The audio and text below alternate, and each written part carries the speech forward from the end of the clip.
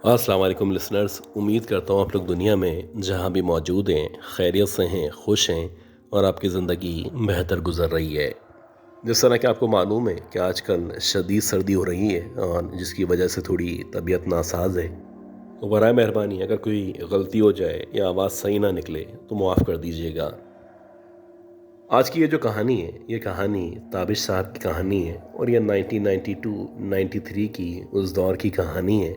ये बताते हैं जिस दौर में हम गुलशन इकबाल ब्लॉक 10 के अंदर रहा करते थे। उस दौर में गुलशन इकबाल बिल्कुल वैसा ही था जैसा कि आज के दौर में मैमार की सूरत हाल है। यानी कि सारे के सारे घर या बंगलो आबाद नहीं थे, बल्कि अक्सर ऐसा होता था कि एक घर खाली था, दो घरों में लोग रहा करते थे, फिर कुछ घर खाली थे और फिर आबादी मौजूद हुआ करती थी। खैर किस्सा मुख्तसर ये बताते हैं कि हमारा जो घर था वो बुनियादी तौर पे एक बंगला था, एक बड़ा घर था और इस घर के अंदर हम बहुत मुख्तसर 4-5 लोग रहा करते थे। मुझे अच्छी तरह याद है कि उस दौर में हमारे घर के अंदर गाड़ी मौजूद नहीं थी, एक बाइक थी और अक्सर मैं मेरे पापा उस बाइक को इस्तेमाल किया करते थे। अक्सर ऐसा होता कि रात के 8 बजे 9 बजे मैं बाइक को लेके अपने दोस्तों से मिलने के लिए निकल जाता और फिर 1-1.5 घंटे में यानी 10 साढ़े 10 तक या ज़्यादा से ज़्यादा 11 बजे तक वापस आ जाया करता। अगर आप उस दौर की बात करें और गुलशन इकबाल ब्लॉक 10 की बात करें तो वहाँ पे मुकम्मल तौर पे सन्नाटा हुआ करता था। तो वैसे ही एक रात थी, इत्तेफाक से जब मैं अपने दोस्तों के साथ बात वगैरह करने के बाद या उनसे बातें करने के बाद फ्री हुआ, तो रात के तकरीबन 11 सवा 11 बजे का टाइम हो चुका था। यहाँ से जो मेरे घर का रास्ता था वो 10 या 15 मिनट का बाइक पे रास्ता था और मैं आमतौर पे इतनी रात में घर आया और जाया करता था।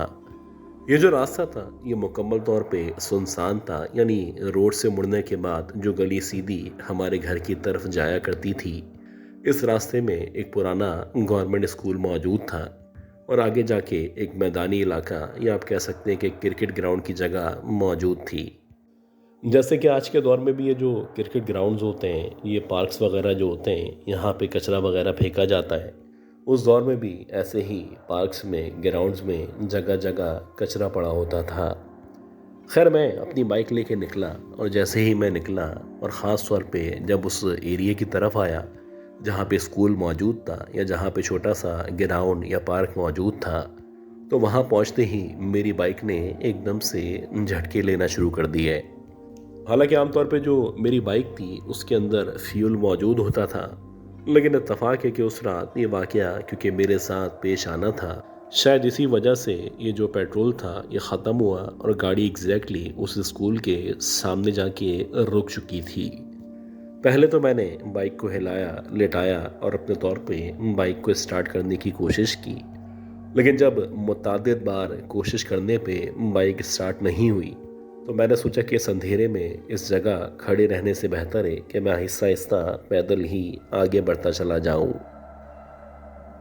दूर दूर तक ना ही कोई लाइट्स मौजूद थी, ना ही कोई रौनक मौजूद थी, बल्कि जितने भी लोग थे जो भी इक्का दुक्का घर थे सारे के सारे अपने घर के अंदर मौजूद थे और ऐसा लग रहा था मुकम्मल तौर पे पिच डार्क है और बमुश्किल मैं रास्ते को टटोलता हुआ आगे बढ़ रहा था।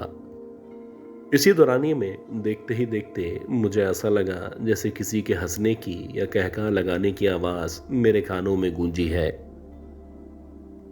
ये जो कहका लगाने की आवाज़ थी ये इतनी वाज़ेह थी कि इस आवाज़ को ना मानना या मानने से इनकार करना मुमकिन नहीं था। खैर जब पहली दफ़ा आवाज़ आई तो मैंने पीछे पलट के नहीं देखा।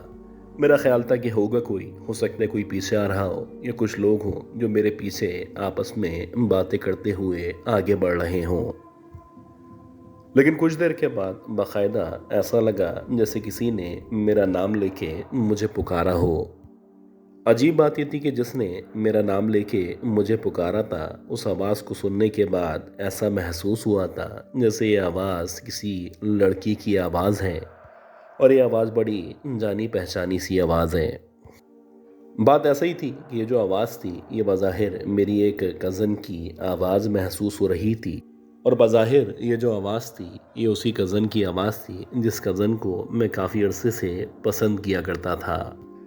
ये अलग बात थी कि उस कज़न को मेरे इस पसंद करने के बारे में कोई चीज़ मालूम नहीं थी। अब जब मुझे अपनी इस कज़न की आवाज़ अपने कानों में सुनाई दी तो मैं एकदम से पलटा और पलटने के बाद मैंने पीछे की तरफ देखना शुरू कर दिया। हैरानकुन बात यह थी कि मैं जैसे जैसे पीछे देख रहा था, बारी बारी इधर उधर सामने पीछे सब जगह देखने के बावजूद ना ही मुझे वो कज़न दिखाई दी और ना ही मुझे दोबारा से आवाज़ सुनाई दी। मैं बड़ा हैरान था कि आखिर किसी ने तो मेरा नाम लेके मुझे पुकारा है। खैर मैंने दोबारा से आहिस्ता आहिस्ता अपनी बाइक को खींचते हुए आगे बढ़ना शुरू कर दिया। मेरा ख्याल है कि मुझे आगे बढ़ते हुए 20 या 25 सेकंड गुजरे होंगे।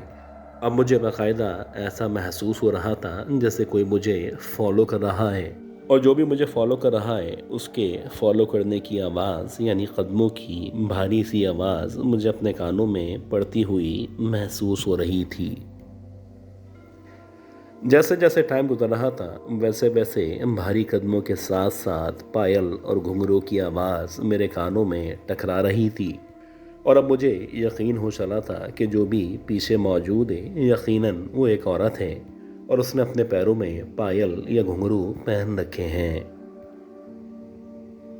ये जो सफ़र था यकीनन एक लंबा सफ़र था, लेकिन ये सफ़र ऐसा लग रहा था मेरी ज़िंदगी का लंबा तरीन सफ़र बन चुका है। ये गली, ये हिस्सा ख़त्म होने का नाम ही नहीं ले रहा था, और सच पूछें तो मुझे बार बार ऐसा महसूस हो रहा था उस स्कूल वाले या ग्राउंड वाले हिस्से के सामने से मैं बार बार गुजरता चला जा रहा हूँ। एकदम से मेरे जिस्म से पसीने टपक रहे थे और मुझे हर गुजरते हुए लम्हे के साथ साथ खौफ में इजाफा महसूस हो रहा था। खैर इसी दौरानिए में मुझे दूसरी और फिर तीसरी बार अपनी उसी पसंदीदा कज़न की आवाज़ कानों में सुनाई देना शुरू हो गई। अब ऐसा लग रहा था वो बहुत ही मानूस से अंदाज में, बहुत ही रोमानवी अंदाज में मुझे मुखातिब करके वापस पीछे बुला रही है। लेकिन मुझे अंदाज़ा हो चुका था कि इतनी रात में इस सुनसान जगह पे अगर मुझे उस कज़न की आवाज़ सुनाई दे रही है जो कि शायद मुझे कभी पुकारना भी पसंद नहीं करेगी, तो यकीनन दाल में कुछ न कुछ काला ज़रूर है।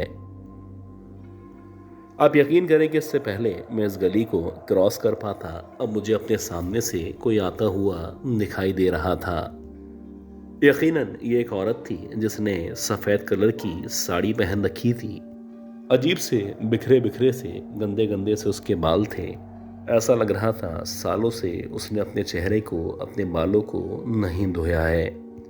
हैरानकुन बात यह थी कि उस औरत के जो पैर थे वो ना सिर्फ उल्टे पैर थे, बल्कि ऐसा लग रहा था उसके पैरों से, उसके जिस्म से खून रसता हुआ नीचे टपकता हुआ दिखाई दे रहा है। बस अल्लाह जानता है कि मैंने आंखें बंद की और साइड से यानी लेफ़्ट साइड के हिस्से से आयतल कुर्सी पढ़ते हुए आगे बढ़ना शुरू कर दिया।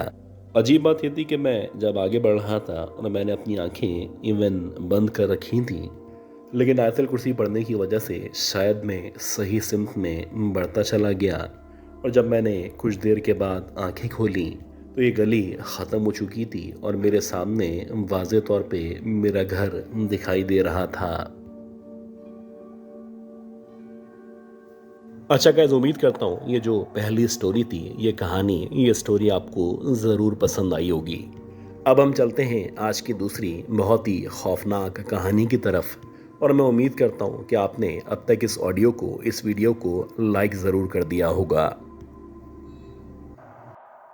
ये कहानी अब से तकरीबन 21 साल पुरानी है, और अगर आप सच पूछें तो आज भी ये किस्सा, ये कहानी मुझे वैसे ही याद है जैसे कि कल ही रात मेरे साथ ये वाक़या पेश आया हो।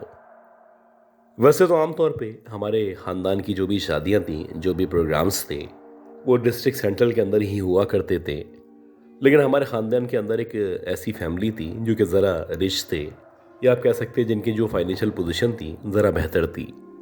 मुझे अच्छी तरह याद है कि 2003-2004 में जब उनकी बेटी की शादी की बात चल रही थी, तो उन साहब का ये इरादा था कि ये जो शादी है ये शाहरा फैसल के एक बहुत बड़े होटल में मुनक्किद की जाएगी। और ऐसा ही हुआ कि जब उस लड़की की शादी हुई तो उस शादी को वहीं पे उसी होटल के अंदर किया गया। और मुझे याद है कि दिसंबर का आखिर चल रहा था और मैं उसकी बारात से वापस आ रहा था। जाहिर सी बात है, मैं बाइक पे घूमा फिरा करता था, मेरे पास गाड़ी वगैरह या इस तरह की कोई चीज़ मौजूद नहीं थी। तो जब मैं उस शादी से फ्री हुआ तो फ्री होते होते रात के तकरीबन 1:30-2 बजे का टाइम हो गया। अब जो भी हमारे रिश्तेदार थे आगे पीछे करके ग्रेजुअली जाते चले गए और जब मैं निकला तो इत्तेफाक से मैं अपनी बाइक पे अकेले मौजूद था। बेसिकली मेरी जो रिहाइश थी वो नॉर्थ कराची के अंदर थी, जबकि मैं जहाँ से आ रहा था वो शाहरा फैसल था। आमतौर पे अगर आप शाहरा फैसल से नॉर्थ कराची ख़ास तौर पे नागन चौरंगी का सफ़र करें तो दिन के औकात में तकरीबन 1 घंटा लगा करता है। और अगर आप लेट नाइट की बात करें यानी उस वक्त की बात करें जब ट्रैफिक मौजूद नहीं होता तो यह सफ़र आधे पौन घंटे में तय किया जा सकता है। खैर, जब मैं उस शादी से निकला तो निकलते ही मेरा ख्याल है कि मैं कारसाज के करीब होऊंगा या शायद मैं लाल खुटी के पास किसी जगह मौजूद था, तो मेरी बाइक ने एकदम से झटके लेना शुरू कर दिए। अब जो ही मेरी बाइक ने झटके लेना शुरू किए तो मुझे पहले ये लगा कि शायद मेरी गाड़ी में पेट्रोल ख़त्म होने वाला है। लेकिन अजीब बात ये थी कि जब मैं यहाँ पे आ रहा था यानी आने से पहले मैंने तकरीबन 5 या 6 लीटर पेट्रोल डलवाया था, तो पेट्रोल के ख़त्म होने का या ना होने का सवाल ही पैदा नहीं होता था। हाँ, ये अलग बात थी कि मैंने जहाँ पे गाड़ी पार्क की थी उस पार्किंग से अगर किसी ने पेट्रोल निकाल लिया हो वो एक अलग कहानी है। खैर, कुछ देर के बाद जब मेरी बाइक बंद हुई और मैंने अंदर की तरफ यानी जहाँ पे पेट्रोल की टंकी मौजूद थी वहाँ पे चेक किया तो वाकई में मेरी गाड़ी में पेट्रोल मौजूद नहीं था। अब यहाँ से यानी जिस जगह मेरी गाड़ी बंद हुई थी, अगर आप पेट्रोल पंप की बात करें तो तकरीबन 2 किलोमीटर के फासले पे पेट्रोल पंप मौजूद था। और मैंने सोचा कि मैं बजाय इसके रोड के ज़रिए आगे बढ़ूँ, ये जो साथ साथ सर्विस लेन चल रही है यहाँ से मैं चलना शुरू करता हूँ। अब जब मैंने सर्विस लेन में उस पेट्रोल पंप की तरफ चलना शुरू किया तो एक तो सर्दी हो रही थी, दूसरी बात ये थी कि जो सर्विस लेन थी यहाँ पे बहुत ज़्यादा दरख्त मौजूद थे। ऐसा लग रहा था दूर दूर तक कोई भी मौजूद नहीं है। हाँ, मेरे राइट साइड पे यानी मेरे बराबर में जहाँ पे रोड मौजूद था वहाँ पे इक्का दुक्का गाड़ियाँ हर कुछ देर के बाद आती और चली जाया करती थीं।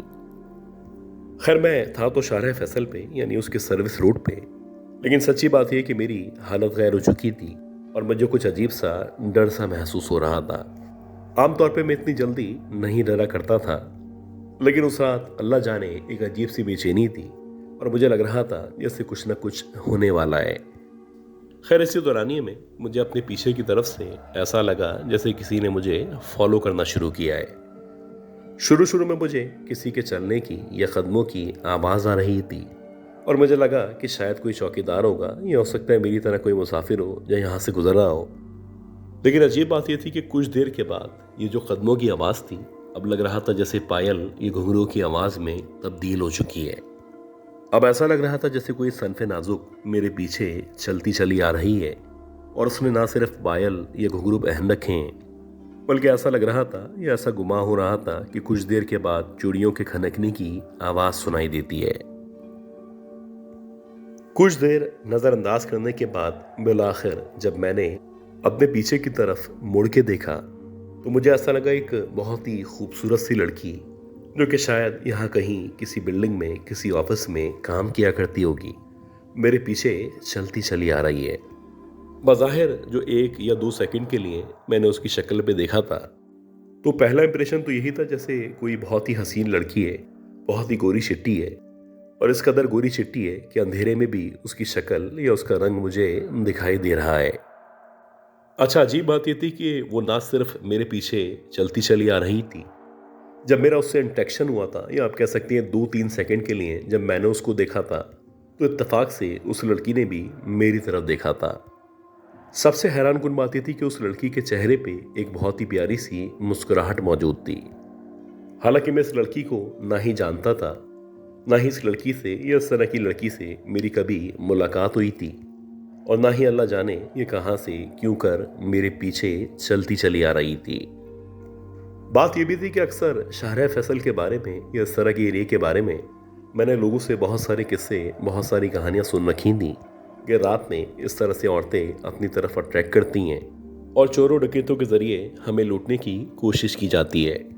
मैंने उस लड़की को सरासर नज़रअंदाज किया और मैं आगे बढ़ता चला गया। अजीब बात ये थी कि मैं मुश्किल से 30 सेकंड 40 सेकंड मज़ीद आगे आया हूँगा, तो अब मुझे ऐसा लगा कि मेरा नाम लेके बाकायदा पीछे से किसी ने पुकारा है। अब जब किसी ने मेरा नाम लेके मुझे पुकारा तो यकीनन ये जो आवाज़ थी ये एक लड़की की आवाज़ थी, और मेरा यकीन था कि मेरे पीछे जो हसीना चलती चली आ रही है शायद उसने ही मुझे मेरे नाम से मुखातिब किया है। अब ये जो स्टेट थी ये बड़ी कंफ्यूजिंग थी। मेरी समझ नहीं आ रहा था कि एक लड़की जिसको मैं जानता तक नहीं वो भला मेरा नाम लेके मुझे मुखातिब क्यों करेगी। खैर मैंने मज़ीद तेज़ रफ्तारी के साथ आगे बढ़ना शुरू किया और अब मुझे लग रहा था कि ख़तरा बढ़ता चला जा रहा है। जो जो मैं आगे बढ़ रहा था वैसे वैसे पायल या घुंघरू की आवाज़ मेरे कानों में गूंजती चली जा रही थी। और सबसे हैरानकुन बात यह थी कि तेज़ बढ़ने के बावजूद बिलाखिर जब मैं एक मोड़ के पास आया, या आप कह सकते हैं कि एक छोटे से गढ़ के पास आया जो कि गलियों में बंगलों की तरफ जाया करता था, तो इसी दौरानी में जब मेरी नज़र कॉर्नर वाले बंगले पे पड़ी तो उस बंगले के बाहर दो बड़े बड़े से दरख्त मौजूद थे, जिनमें एक आम का दरख्त था और अगर आप दूसरे दरख्त की बात करें तो शायद वो बरगद का दरख्त था। हैरानकुन बात यह थी कि वो जो बरगद का दरख्त था उस दरख्त के बिल्कुल नीचे वही लड़की, वही हसीना, वही दोशीदा न सिर्फ खड़ी हुई थी जो कि अब से कुछ देर पहले या कुछ सेकंड पहले तक मुझे पीछे से फॉलो कर रही थी, बल्कि वो वैसे ही शैतानी या अजीब सी मुस्कुराहट के साथ मुझे मुसलसल देखती चली जा रही थी। एक लम्हे के लिए मुझे समझ ही नहीं आया कि मेरे साथ हुआ क्या है। वो लड़की जो कि अब से कुछ सेकंड पहले मेरे पीछे मौजूद थी बिलाखिर एकदम से मेरे सामने क्यों कर आ सकती है। अब इससे पहले कि इस सिचुएशन को मैं मज़ीद समझ पाता या समझने के बाद कुछ कर पाता, जब मैंने उस लड़की को बगौर देखना शुरू किया तो हैरानकुन बात ये थी कि एक तो उसका जो लिबास था बड़ा बेबाक था। ऐसा लग रहा था जैसे उसके जिस्म को इस लिबास के अंदर ज़बरदस्ती समोने की या डालने की कोशिश की गई हो। कुछ अजीब तरीके से एक अजीब सा मंज़र मेरे सामने मौजूद था। लेकिन सबसे हैरानकुन बात यह थी कि जब मेरी नज़र आखिर में उस औरत के पाँव की तरफ पड़ी तो एक लम्हे के लिए मेरे दिमाग ने काम करना छोड़ दिया। एक लड़की जो कि बहुत हसीन है, बहुत ही दिलकश है, जिसका रंग बेइंतहा गोरा है, तो जब अगर आप उसके पाँव की बात करें तो एक तो जो उसके पाँव का कलर था वो बहुत ज़्यादा काला था, ऐसा लग रहा था कि एक्स्ट्रा डार्क है। और दूसरी बात ये थी कि उसके जो पाँव थे कुछ अजीब तरीके से मुड़े हुए थे। एक लम्हे के लिए ऐसा लगा जैसे उसके जो पाँव हैं वो मुड़े हुए नहीं हैं, बल्कि शायद उसकी जो उंगलियां हैं वो आगे के बजाय पीछे की तरफ मौजूद हैं। यानी मेरे सामने वो मंजर मौजूद था जिस मंजर को आप ख्वाब के अंदर भी देखना ना चाहेंगे। जी हाँ, मेरे सामने जो मखलूक, जो औरत मौजूद थी, इसको ज़बान ज़द आम में चुड़ैल के नाम से मुखातिब किया जाता है। एक लम्हे के लिए मुझे ऐसा लगा कि मेरे जिस्म में एक करंट सा दौड़ चुका है और मैंने बहुत बड़ी गलती कर दी है। अगले ही लम्हे जब मेरे दिमाग ने, दिल ने काम करना शुरू किया तो मैंने मेरी जो बाइक थी जिसको मैं खींच के बमुश्किल आगे बढ़ रहा था, अपनी बाइक को न सिर्फ एक तरफ फेंका, बल्कि जैसे ही मैंने बाइक को एक तरफ फेंका तो मैंने फिर अगले ही लम्हे रोड की तरफ दौड़ना शुरू कर दिया। जो जो मैं रोड की तरफ बढ़ता चला जा रहा था वैसे वैसे मुझे मुसलसल उस लड़की के हंसने की या मेरा मजाक उड़ाने की आवाज़ सी महसूस हो रही थी। ऐसा लग रहा था जैसे वो लड़की सरासर ज़ोर ज़ोर से हंस के मेरी बेबसी का या फिर मेरे डर जाने का मजाक उड़ा रही है। आप यकीन करें कि जब मैंने रोड पे आके भागना शुरू किया है तो इत्तफाक है कि अगले 10, 15, 20 सेकंड तक कोई भी गाड़ी वहाँ से नहीं गुजरी। मुझे नहीं पता कि मैं रोड के दरमियान भाग रहा था, मैं साइड में था, या फिर शायद मैं इस कदर पागलपन के साथ भाग रहा था कि भागते भागते बिलाखिर मैं एक ऐसी जगह पे पहुंच चुका था जहां पे उस दौर में भी एक ट्रैफिक पुलिस की चौकी मौजूद थी। ये बस सिर्फ ऊपर वाले का करम था कि अल्लाह ताला को मुझे उस रात बचाना था। तो जैसे ही मैं चौकी के पास पहुंचा और इससे पहले कि मैं दरवाजे को बजाना शुरू करता, अंदर से एक ट्रैफिक वार्डन ने या आप ट्रैफिक पुलिस ऑफिसर ने, ये कह सकते हैं कि दरवाज़ा खोला। अब जैसे ही उसने दरवाज़ा खोला और मुझे अपने सामने पाया तो एक लम्हे के लिए ऐसा लगा जैसे वो भी मुझे देख के डर चुका है। खैर कुछ देर बाद जब मेरे होशो हवास बहाल हुए तो मैंने उसको पीछे की तरफ इशारा करके समझाने की कोशिश की कि पीछे वहाँ पे कोई ख़तरा मौजूद है। सबसे अजीब बात ये थी कि ये जो भी ट्रैफिक पुलिस ऑफिसर था उसको भी ख़तरे का अंदाज़ा था और उसको यकीन था कि शायद मेरा सामना भी उसी चुड़ैल से, उसी पिछल पैरी से हो चुका है जो कि आमतौर पे रात के औकात में शहर फैसल पे घूमा करती है। आप यकीन करें कि ये जो रात थी जब तक कि मैं घर नहीं पहुंचा या मैं अपने घर पहुंचने के बाद अपने वालिदैन के पास नहीं आया, मेरे लिए इतनी मुश्किल रात थी कि ऐसा लग रहा था शायद ये रात मेरी ज़िंदगी की आखिरी रात है। लेकिन कहते हैं ना कि जिसे अल्लाह रखे उसे कौन झक्के, और वही हुआ कि अल्लाह ने मेरी ज़िंदगी न सिर्फ बचाई बल्कि मुझे उस चुड़ैल का शिकार होने से या उसके ज़रिए नुकसान पहुंचने से सरासर बचा के रखा। बात यह भी कि मैं तकरीबन 11-12 दिनों तक न सिर्फ शदीद बीमार रहा बल्कि इस दौरानिए में मेरा मेडिकली भी इलाज किया गया, और मेडिकली इलाज के साथ साथ जो सबसे अहम इलाज है जो कि हमारे दीन के अंदर मौजूद है, रूहानी इलाज, उसको भी कंटिन्यू किया गया। आप यकीन करें कि जिस रात ये वाक़या मेरे साथ पेश आया था, इस वाक़ये के तकरीबन 1 या 1.5 साल तक मुसलसल मेरी जो हालत थी वो इस कदर ख़राब थी कि कभी कभी ऐसा होता कि रात में जब मेरी आँख खुलती तो मुझे उस चुड़ैल के मेरे पास होने का एहसास हुआ करता था। यकीनन आपकी ज़िंदगी में कभी ना कभी कोई ना कोई रात ऐसी रात होती है जिस रात को एक डरावनी रात या डरावने ख्वाब के तौर पे आप याद किया करते हैं। और अगर आप मेरी ज़िंदगी के इस तरह के किसी वाक़ये के बारे में जानना चाहेंगे तो यकीनन ये रात जो कि लाल कोठी के पास मैंने चुड़ैल को देखते हुए गुजारी थी, ये रात मेरी ज़िंदगी की मुश्किल तरीन रात थी।